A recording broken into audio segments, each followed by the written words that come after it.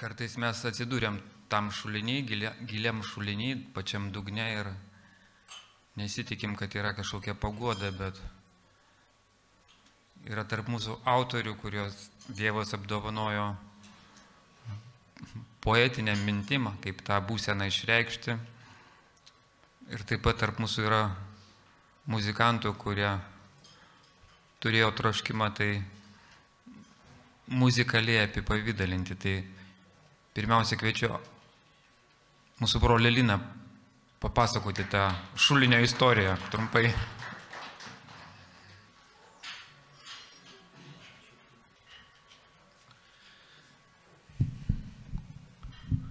Na, Artūras pradėjo nuo metaforų.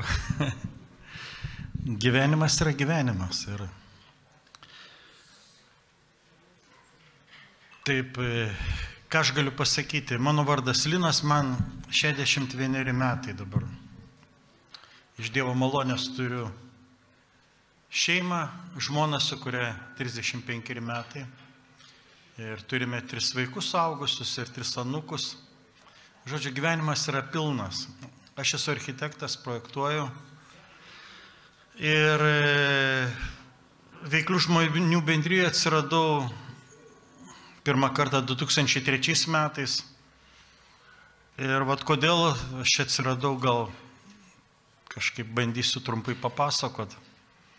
Iš tikrųjų, tai aš gimiau Šiauliuose ir mano tėvai buvo tikintis katalikai, jie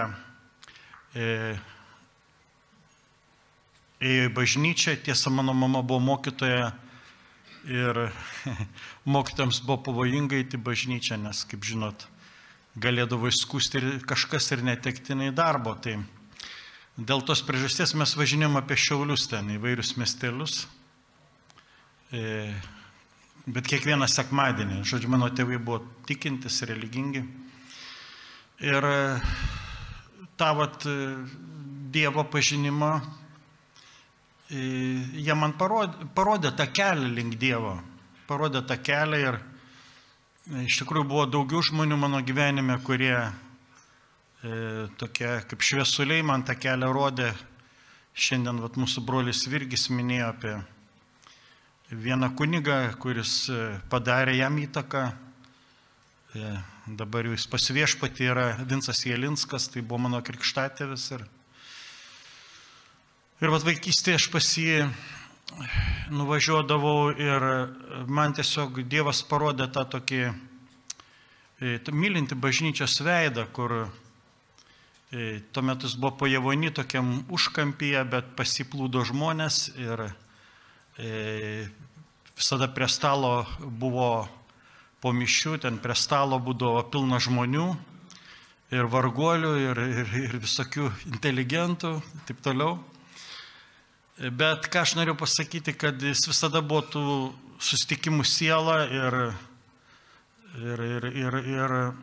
ta Dievo meilė per jį visus matyti taip jungė, būrė. Tai va, ir aš pamačiau, kad bažnyčia gali būti tokia, kur reiškia Dievas mylintis ir jisai kiekvieną mūsų priima, kaip vat, mano tas krikštatėvis prie stalo, ten visokių žmonių pasieteidavo ir visi būdavo priimti. Netgi pas jį buvo papūga vardu Aidas, kuri tais gudžiais sovietiniais laikais buvo atvežta iš Afrikos ir jinai mokėjo prancūziškai keiktis, kelis keiksmažodžius. Bet vat, būdama toje aplinkoje, pas jį jinai išmoko, reiškia, tokių teigiamų sakinių ten, kaip pavyzdžiui, Feliksai eik miegot, sakydavo, arba dar toksai buvo išmokyta jinai, yra Dievas, valio, bet jinai tai sakydavo su tokiu entuzijazmu labai. Ir kai pas jį yra atvažiavęs toks Aničas, ateistas didelis buvo Lietuvoje su savo studentais. Ir kai jie ten susiginčio, yra Dievas ar ne, ir tas mano krikštatėvis sako, bet jeigu tau paukštis pasakytų, kad yra Dievas, ar įtikėtum, jis paguščio pečiais ir po to išgirdo tą papūgos riksmą džiaugsmingą šūksnį. Yra Dievas, valio! Tai tikrai Dievas kartais prakalba, ne kartais jis visada kalba per savo kūrinyje, jeigu mes esame atviri. Va, ir Artūras čia paminėjo apie tą šulinį, tai kažkaip atrodė tuo metu šulinys negrėsi ir gyvenimas toks, kaip pasakyti, palaimintas. Bet toliau, kaip čia dabar taip trumpai užaugau ir pradėjau studijuoti Vilniui ir mane, ieškau Dievo, sakykime, ieškau Dievo visą laiką ir mane patraukė ten rytų religijos ir taip toliau. Domėjausi ir kuo labiau aš domėjausi, tuo labiau tas Dievas nuo manęs tolo. O šiaip širdį ilgėjausi ir man iš tikrųjų, ir bandžiau ir skaityti Naują Testamentą, atrodė ten taip paprastai parašyta ir kažkaip neprakalbėjo man. Bet matyt, viskam turi ateiti laikas ir po to ateis laikui vedžiau, kaip sakiau, su žmona, mes vienintelė žmona su santuokoje, 35 metai ir tada mes su žmona kažkaip kartu labai tas Dievo ilgesys gal mus patraukė ieškoti jo ir tada katalikų bažnyčių būdavo tokios šeimų stovyklos, kur iškart Baltriškėse, paskui Pakotovinuose palapinėse mes tiesiog tokiam paprastume patyrėm tą Dievo meilę, jo apkabinimą ir kažkaip labai to troškom, tą išgyventi dar ir dar, bet kai grįždom į Vilnių, greitai atšaldavom ir vėl ten maži vaikai, buitis rūpesčiais mus kažkur susiurbdavo. Bet atėjus laikui mano žmona tokį, kaip turėjo Dievo paraginimą, kad rinktis ir melstis savo namuose. Ir mes kaip tik dar nebaigti buvo namai statyti mūsų ir tam pusiau baigtam name pradėjo burtis šeimos, melstis ir tam vadovavo mano žmona. Jai Dievas prakalbėjo, reiškia. O man buvo patogu dalyvauti ir ta kelionė tęsiasi gal 7 metai kokie. Ir atėjo 2005-ieji, jau mes buvom santuokai 17 metų ir mano žmona tada ištarė, buvo įtampos mūsų šeimoje, mes nebesusikalbėdavom ir bandėm ieškoti atsakymą ir pas psichologus, ir pas kunigus ir panašiai, bet tiesiog atėjo toks laikas ir mano žmona pasakė, kad mūsų santuoka negaliojanti ir mano tikslas kuo greičiau išsiskirti. Tai po tų ištartų žodžių aš tada pajutau, kad žemė slysta iš po kojų, šaukiausi Dievo. Ir Dievas atsakė į mano tą šauksmą, gal tokiu būdu, kokio aš nesitikėjau. Tiesiog atėjau bendriją, ieškoti pagalbos, nes buvau prislėgtas nevilties, atrodo gyvenimas baigėsi ir nežinia, kaip toliau reiks gyventi. Bet būtent tada, kai aš čia atėjau bendriją, išgyvenau tą Dievo artumą, jo buvimą ir per kiekvieną čia esantį vyrą Dievas man prakalbėdavo, padrasindavo. Visi bendrijoje mes esame ne šiaip savo ateinam, dėl kažko. Reiškia, visų pirma, tarsi egoistiškai aš atėjau pagalbos, kaip ir daugelis čia turbūt. Bet Dievas turi planą. Ir tas planas dabar praėjus jau 20 metų, gal po pirmo ateimo čia bendrėje toks ryškiai ir įgyja kontūrus, bet vis tiek mes iki galo to nežinosim. Bet tada gyvenimas mano pradėjo keistis, kada Dievas atvėrė mano širdį. Ir kai aš iš tikrųjų atgailavau prieš jį ir tada jis pradėjo keisti mane. Atsirado viltis, kad dar ne viskas, kad gyvenimas dar nėra baigtas. Ir ypatingai tada,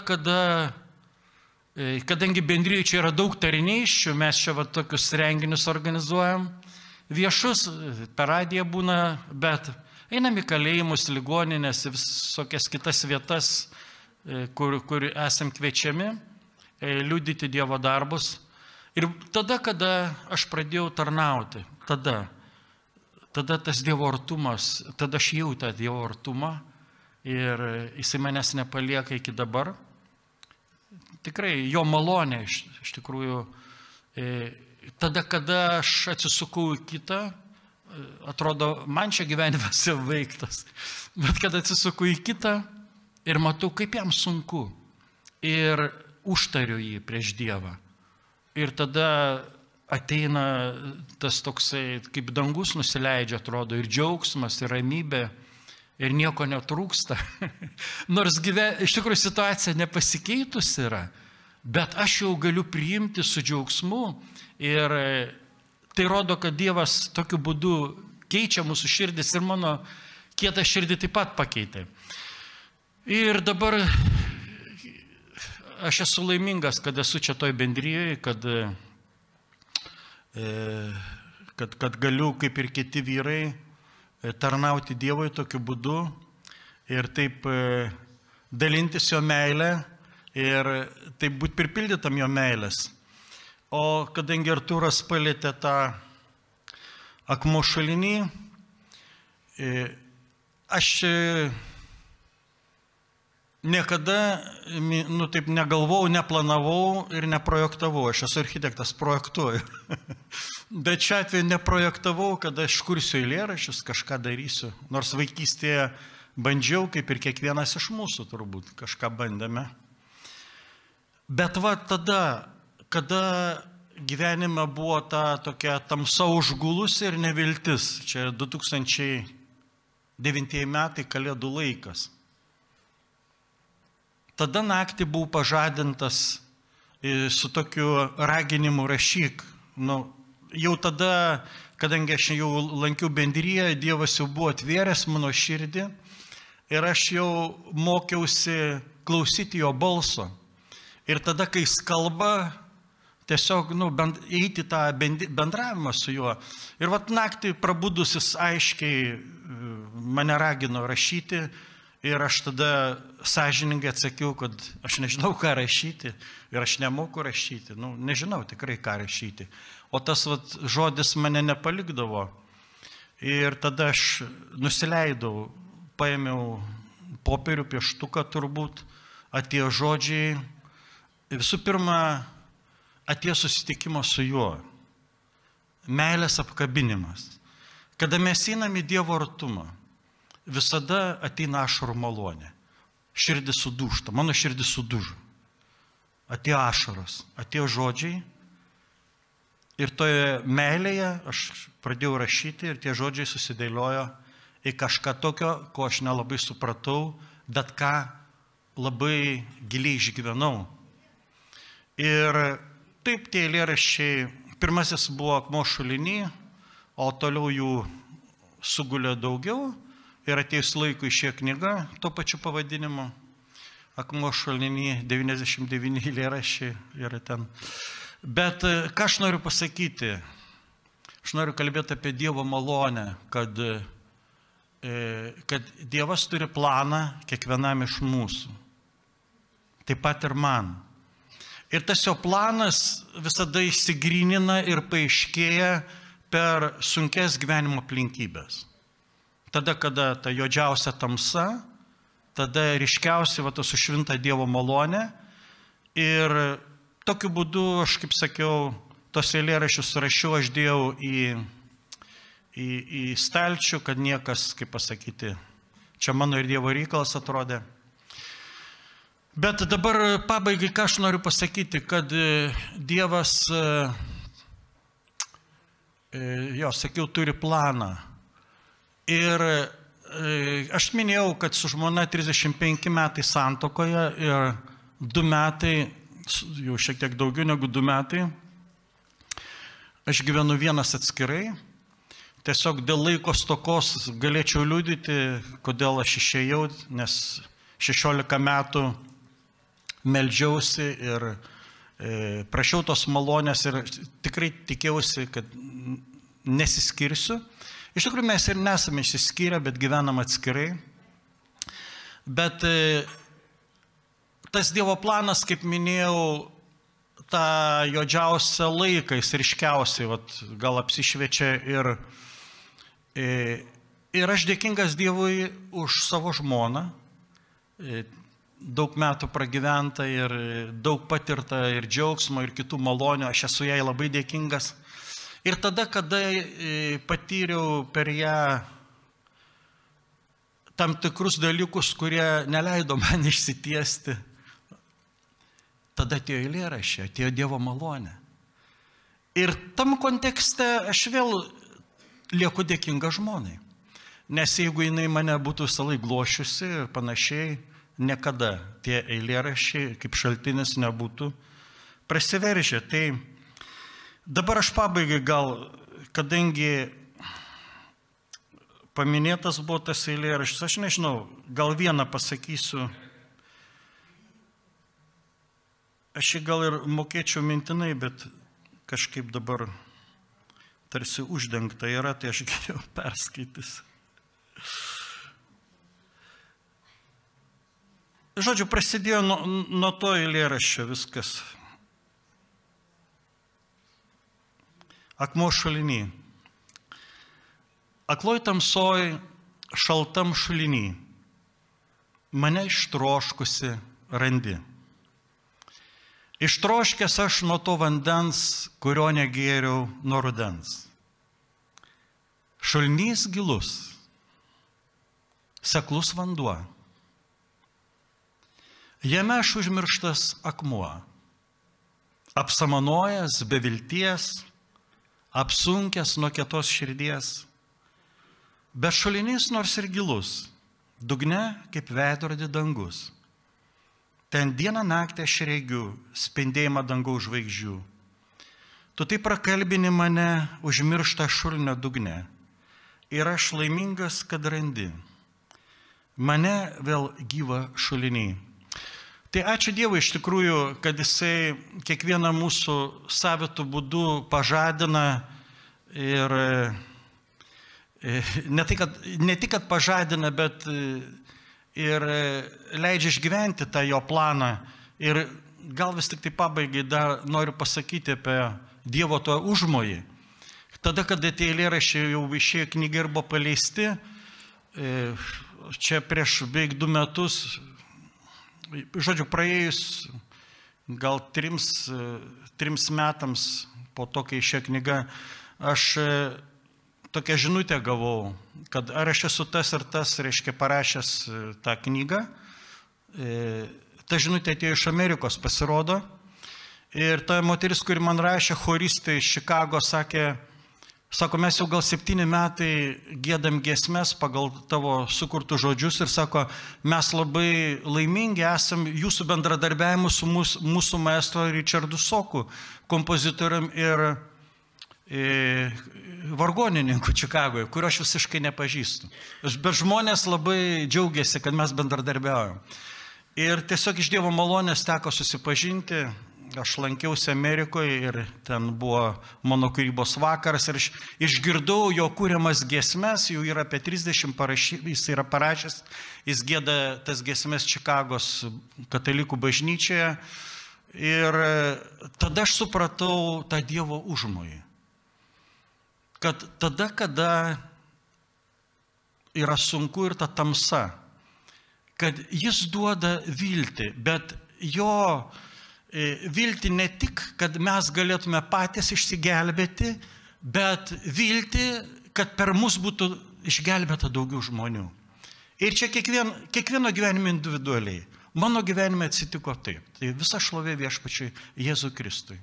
Amen.